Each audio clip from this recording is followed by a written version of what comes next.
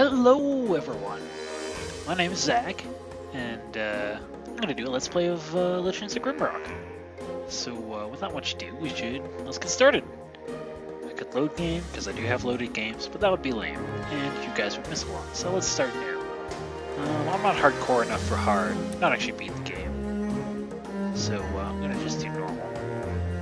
So here's a character generator, and this is pretty cool. So you've got names, we'll come to those later, and races. So these first two guys will be your front line, and these second two guys will be your back line. I'll cover that later, but I want my front line to be tanky, take hits for me. So I'm going to have two pretty tanky guys. A good start is the Minotaur. As you can see, their stats are pretty big for strength and health. Like, wow, that's pretty good. They eat food faster, and they don't have a lot of skill points, but I'll cover that later. I do want the first guy to be a fighter, so let's give him lots of vitality. That is health. I'm going to give him a little bit of dexterity. A lot of dexterity. Okay, I lied. And what that allows him to do is hit more often and evade. Because, you know, attack you evade, you don't take any damage from. I'm not feeling very inspired, so we'll call him blank. No period.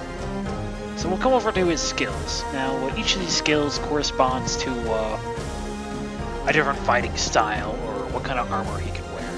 And these are the skills for the fighter, which is what this guy will be.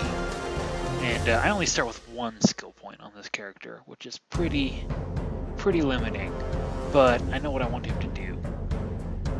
The more points you put in an ability, you get bonuses out of it. So at 2 points in armor is like a +1 protection. A good stat, especially for a tank, which is pretty much what he's going to be. So I'm going to just slap him there. And then there's traits, and they're just, I don't know how to explain them, just little extra things on the side that usually accentuate whatever archetype or class you're going for. So I'm going to do healthy because vitality is a good stat, and I'm also going to do evasive, which gives him more evasion. And yes, those are good stats. I'm happy with how he looks. So this guy looks done. So let's do this second guy, and I will call him Gimply. And I think he will also be a fighter, but he's going to be a bit more DPS oriented.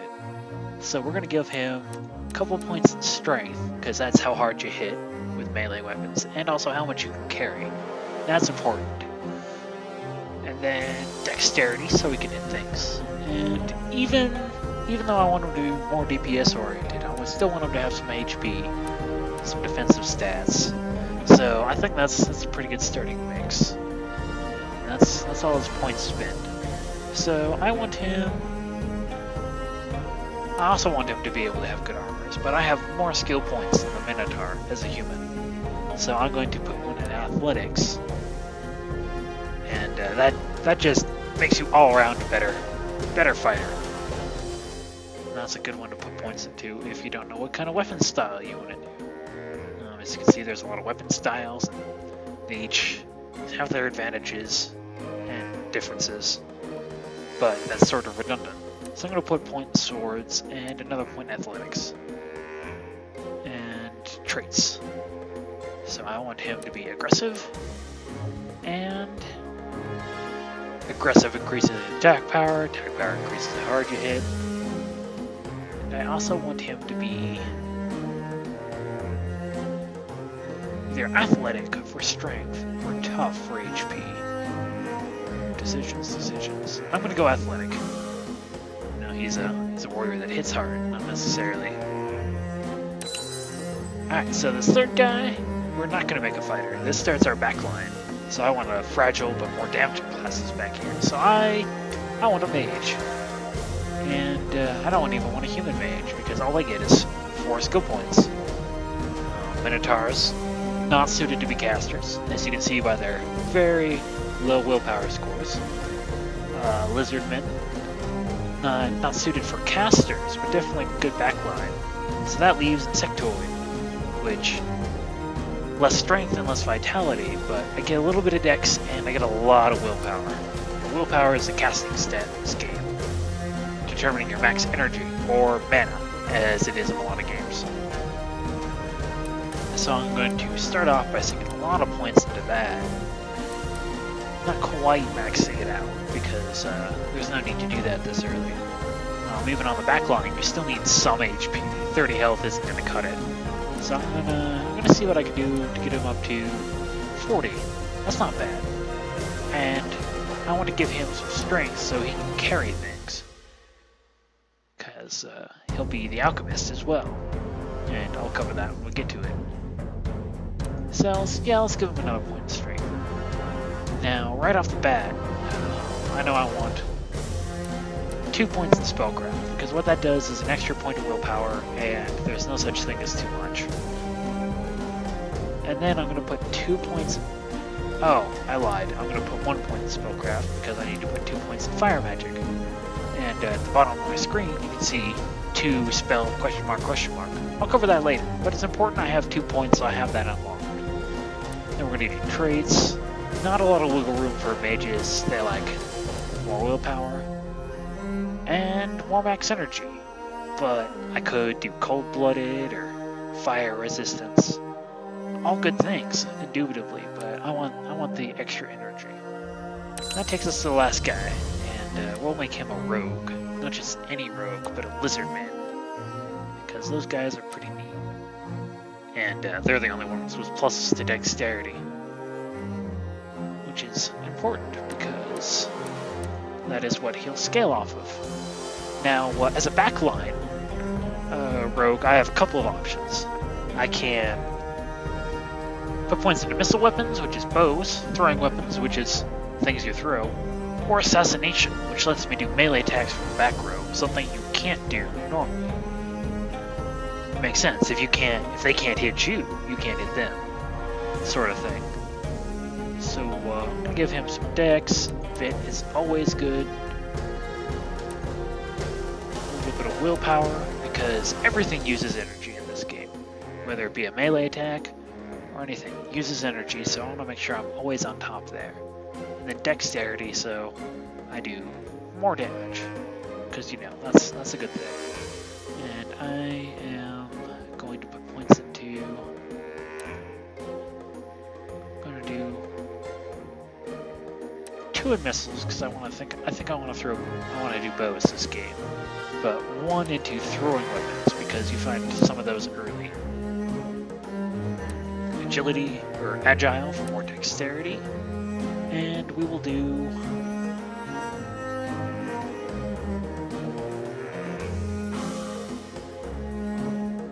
I'm not sure how attack power scales with ranged weapons.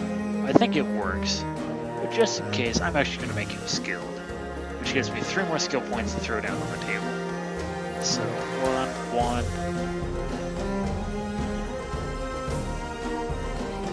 And then 1. We'll call him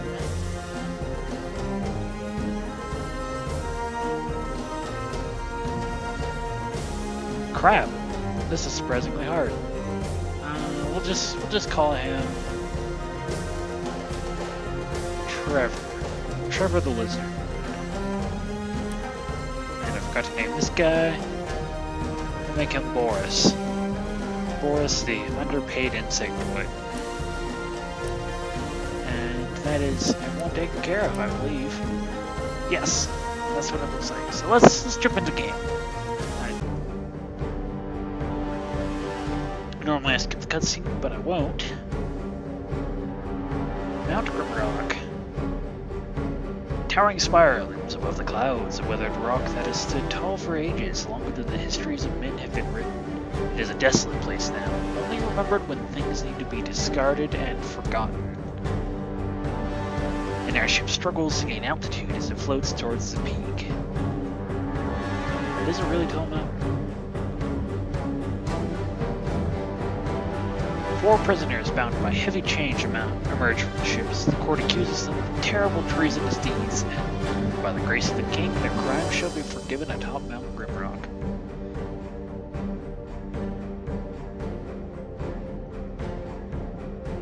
their final trial is at hand. Numerous prisoners have received their pardons here, yet none have returned to live their life in freedom. They are at the very top of the world, and below them only darkness and justice awaits. Oh man, they just push you right in. That's brutal. As they are plunged down the open maw at the peak, their crimes are absolved. Everyone before them has perished with guts in the mouth. But will you be able to lead them through the dark and to the freedom that awaits at the base of Mount Grimrock? Alright, so that's the tone for the game. Pretty much, you did bad stuff, or maybe you didn't. And you're being thrown away for it, but if you can get out, you're a free man. But no one's done it before, so... Alright, so here we are in the first room. And right away people will be reminded of a more, I guess, basic game. And yeah, this game doesn't take a lot of anything. So down here is what I meant by front row and back row. So these guys will take damage when I, get into combat with things, but these guys won't, and that's my intention. So I'm gonna start off and grab this torch from right. I just left clicked on it, and when I have a character hold it, it's light. So that is very cool. So the door opened when I did that, but being the first room, there's always a secret. So you see as you go along the wall, they all look pretty uniformly the same. But I get to here, and there's this little spot that's sort of out of place. Now those are secrets in the game, and you can see as I lifted that, I found the secret room in the first room. So this is a throwing star, makes a satisfying thunk sound, and some lurker boots, and those give evasion, which is a good stat, because what that does is it makes it less likely for me to be hit.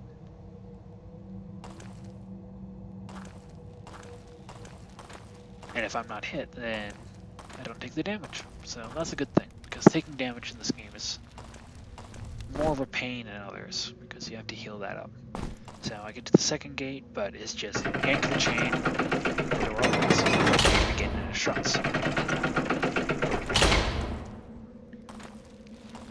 So I'm going through here, and I already found a first weapon. Cutting. Big ol' thing. Let's see, peasant's tunic and peasant's pants. Breeches, excuse me. So I'm gonna spread this first set of armor out along my front line, because the less damage they take, the less damage I take. While I'm gonna take the torches. Those things are useful. So already off to our right, we can hear things, and we've also found a rock, which is a really good ranged weapon. Haha, just kidding. So this thing up here is a pressure plate. I stand on it. It's open, but if I don't, it's not. So what I do is I take this here rock and I just left click on the ground, and that keeps the plate down and lets me continue. So there's a key right here. I'm sure I'll need this later. And a torch. I know I'll need that. Hey, another rock. Fantastic. Alright, so we're gonna take this torch, take all the torches, and hey, what do you know? A locked door. Luckily, I have the key. So it's real easy when you're just wandering around in here and miss passageways. And you can see this is the room where I started. Right here, I think. And where it's faded out, that's places I haven't been. But that was just dead ends of the room. I'm sure you guys can go back and see that part. But that helps demonstrate what the map looks like if I haven't been there. Otherwise, the walls are that nice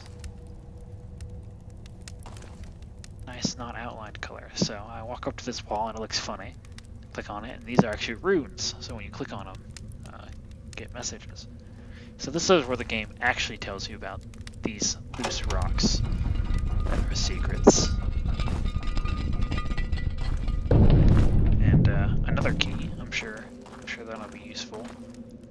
like right here, as a matter of fact. Slap that in there. This door opens. Keys are consumed upon use, so that helps. Keeps things decluttered, which is always a good thing. Alright, combat! As you can see, I threw my throwing star.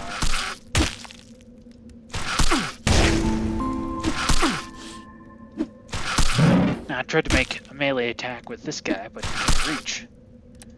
Now, this mage,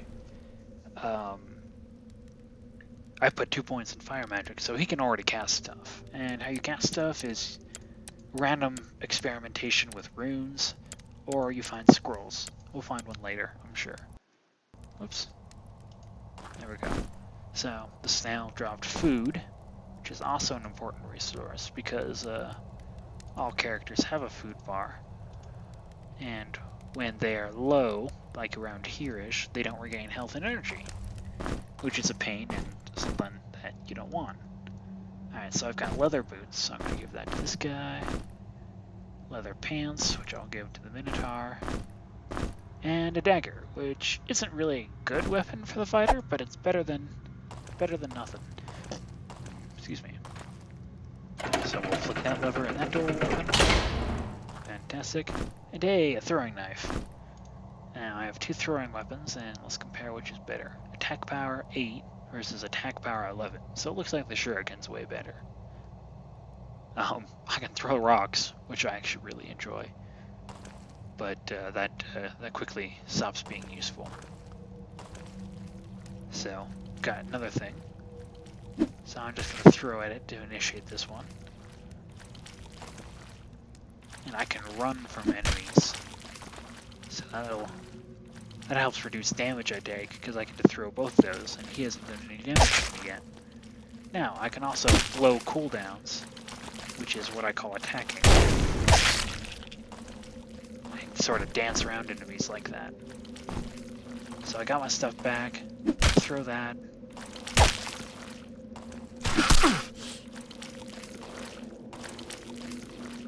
So dancing around in this formation lets you attack enemies without them attacking you, because they have to be adjacent to you. But they have to move into adjacent. So they do that, and I hit him, and then I move while he turns. Now, ranged weapon allows me to hit him from further back, but the way I'm fighting this guy right now, ranged or melee doesn't give me an advantage. But he's dead, so that's important. And it drops some more food, so I'll give that to the guy who can actually carry things. And throwing weapons, when you throw them, they land somewhere, usually, in whatever they stick in. And walking over them auto re-equips them, which is useful. I take that torch, because I am the Torch Lord. Hear me, torch. Alright, so it doesn't look like there's anything down here except for more rocks and more bread. Some sort of odd wrapped cheese substance. And I'm looking for the wall of secrets, and I'm not finding any. Okay. So I pull that lever, and right away we see that there is no floor in front of us. I'm going to go ahead and walk down. And you make him very unhappy, just mushing himself. And some unhappy marching right to our left, but that's okay, because we're safe in this room. You can't fly? What can? Well, clearly not me. So I'm going to take the time to rest. And what that lets me to do is my characters all fall asleep, but they regain all the health, pretty much. I don't want to rest any longer than I have to, because while I'm resting, the game time is still going. So I can be attacked, my food goes down, so there's no need to rest longer than necessary. Alright, to close something needs to fly, so I'm going to throw an item. Just a piece throwing knife, and right, puts that on the pressure pad, which brings up the hole. Sadly, I have to leave the rock there. Well, I don't have to, I guess I could take it with me, but I'm going to leave it there. And with key in hand, I continue. Key in this hand. Alright, so right away I come up to this odd piece of sculpture. Heal my sight. Alright. Seems good. Open up the map, and it looks like there's 2 ways I can go from here. So I'll go down this way first. And right away I run into a lot, so I'm gonna piss him off, throw a rock.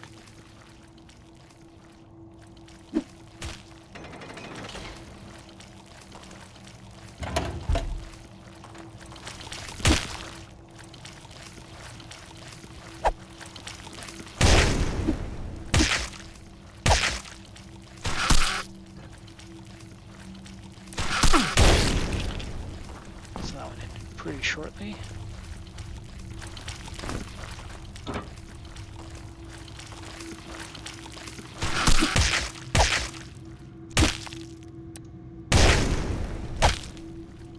Different weapons have different attack speeds, or cooldown periods. As you can see, I'll wait for the cudgel to come up. The dagger comes up a lot faster than the cudgel. So even though the dagger does less damage, it does more damage over a prolonged period. But that doesn't really work for my fighting style, because I like to, attack all at once and then kite until everything's up again. Alright, so I've got here a loincloth, and both my front lines are wearing pants, which is just as well, because this pants give willpower and attack power. So, no defensive stats. I'll go ahead and give this one to Trevor, because he's looking awfully naked. And pick up this scroll. Now, scrolls teach you the rune combinations that you need to use to cast magic. And I already knew Fire Burst coming in, so this one doesn't help me as much. But highlights which runes you need, and it tells you at the very bottom how much skill you need to use it. So it's pretty cool, but they take up inventory space and they weigh a little bit, so we're actually just going to leave that there. But things that don't take up inventory space are rocks. That shit's useful, yo. Alright, and a tattered cloak. We're going to go ahead and give that to the Minotaur. It gives him more evasion, which makes it more likely he'll dodge attacks. And I think that's everything in this room. Yes. Alright, so I came over here, and I've got to figure that one out. Yeah, I guess that's next. So I've got these 2 snails back here that I gotta fight.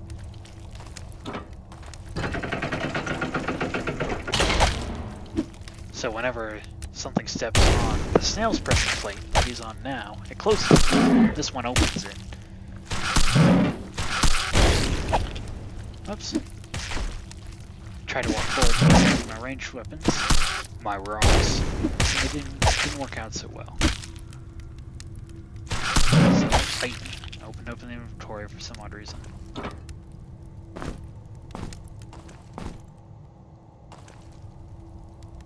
For some reason it did not auto-equip those, probably because it was on a pressure plate. And hey, that looks fancy. I'll just put that there for now. Oh, well, that sort of sucks. I wonder how I get out of this one. Well, luckily, if I look around on the walls here, yes.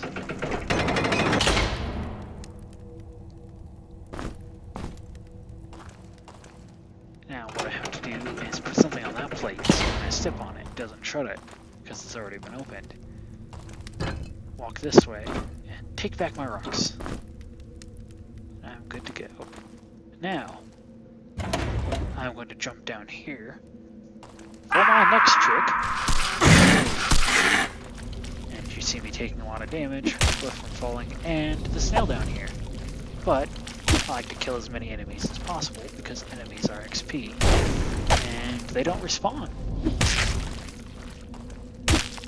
So any enemies I skip is XP I'm just shorting myself out of. Can't have that. And food. Food is a big thing. So let's see, I'm going to look around down here and see how coming down here was already worth. I found myself a headpiece, which I'm going to give to Gimli because he has not been doing so well in the loot department, losing all his need rolls to the Minotaur. And before I go up, I like little pit rooms like this because,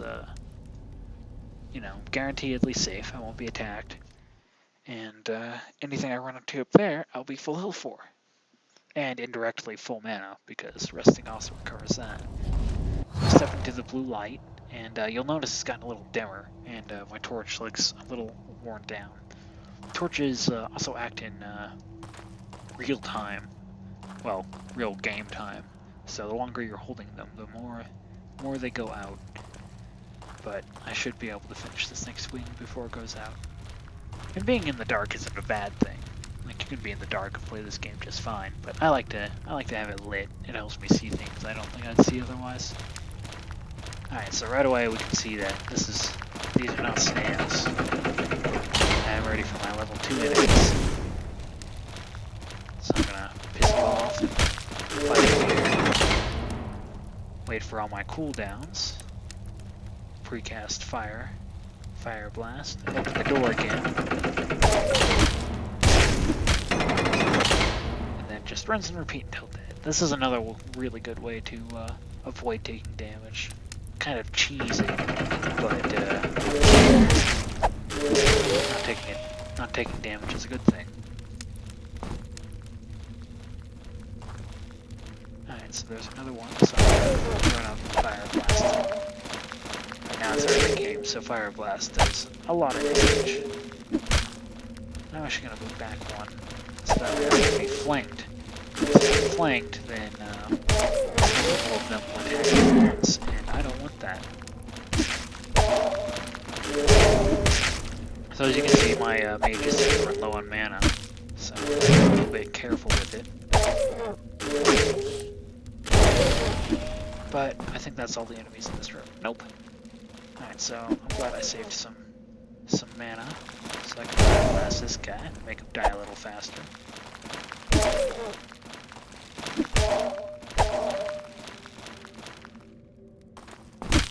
I want to Fire Blast him again, but I don't have the mana for it. So crits in this game are a thing, and but naturally the laws of double crits applies. If you can be crit, then if you can crit them, then they can crit you. So we'll pull that lever, and we'll pick up some of the items around the room. Observant people might have seen me pass a couple already. So my hat's off to you, because I miss a lot of this stuff, especially the first time around. Don't know why. Alright, so that's another gem. And what's this? Well, just like those other buttons, they're a heck of a lot more obvious, but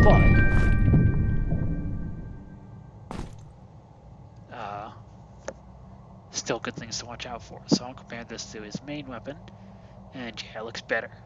Hits harder, hits faster, and has more accuracy to it. So there's no reason not to use it. Oops. So items like this go into potions later in the game here. So I'm going to have him try and hold on to those ingredients if I can. Oh, I almost left a torch. I'm just going to throw this one away. It's a little wasteful, but that's okay. There's enough torches in this game for everyone. And see, yeah, being in the dark isn't a bad thing, but I just like to play with the torches on. So I'll close that door, just because I can. And we'll come back to this thing. And I betcha this goes here, and that goes there. Now that opens that door, and immediately we find this armored guy who wants to stab me. So, purpose enemy faced yet. Nearly impervious to rocks, but I got a nasty critical on him, so this fight is going to be a lot shorter than I thought. So I'd killed enough enemies to gain a level. So before we do that, I'm going to divvy out the loot. The shield gets me evasion rating, and evasion rating reduces how hard I get hit. And then the spear is really cool, as it allows my backline characters to make melee attacks, or, you know, stab up front. Now, I need to keep a hand free so I can cast spells, so I'm going to go ahead and give the spear to Trevor for now. And that lets him attack things, which is a really useful thing. Alright, so we've got these iron doors, and there's one on every level. They have some good stuff behind them. And here's another scroll. Let's see what it says. It is not a spell. Oh, tells you about the iron doors. blah blah blah, good stuff behind them. Yep, we get that. So I'll put that back. So something in this room is supposed to give it away. It wasn't the torch. Ah, but there's a button here. Button that doesn't appear to do anything. And there's another button. So it looks like you just have to press the button here. Here, rather. And over there. And it opens. So, I like that little sound. Secret found. Not exactly the Zelda theme, but we can be choosers. Now, what I found was a wand. And wands are cool because they enable me to cast spells, but they give me added benefits as well. And this one just gives me an extra 5 energy. Nothing huge, but still stuff I like to find. Alright. Now let's do levels. So I get 4 skill points at every level from here on out. So I'm going to do 2 in athletics, because that gets me into strength +1. And I don't really care about strength on the Minotaur, but if given the option between strength and no strength, why not, right? He's using a mace right now, so actually he'll be a mace fighter. So I'll give him 1 point in that, which won't do anything yet, and another point in armors, because I want to work towards armor proficiency. And what does the scroll tell me? The scroll tells me that I am awesome, and that it's a magic staff. Use it well. Alright, my human didn't level up yet, but it will. So I'm going to put 2 points into dodge, because that protects me on the back line from abilities that hit the entire party. And 1 point in missiles, and 1 point in thrown. I think I'll be using thrown for quite some time. Now, leveling up the mage is actually pretty hard, because you get spells at certain tiers in each of these magics. And so you gotta play right to make sure you get to those. First things first, I'm going to do a point in spellcraft, because that gives me that elusive +1 willpower. And the more that I stack, the better off I'll be. And I've got 3 points left, so air magic wants 4 points for a spell. Screw that, right? And earth and ice magic want 3. So whichever one I choose, I should probably sink it in. And I'm going to choose earth. And that's all the skill points I can allocate for now. So these crystals fully heal me when I click, and also autosave, which is useful. Let's see, what does the scroll say? Probably tells me about the crystal. Yes, it does. Gain health and restore life. That's a little redundant, I will not lie. Alright, and a spell. Alright, let's see which one it is. Poison Cloud. Oh, that's the Earth Magic 3 one. So, cool. So that seems fairly simple, just bottom room, so I will leave that there. And when I go down the stairs, that starts the next level, but I think I'm going to go ahead and end it here. Thank you very much for watching, and I would love to hear your comments, feedback, all that nonsense, things I can do better. I'm doing this pretty new, so literally anything will help. Well, I shouldn't say literally anything. Regardless, I would love to hear what you guys have to say, and let me know if you want to see more of it. I'm going to go ahead and save.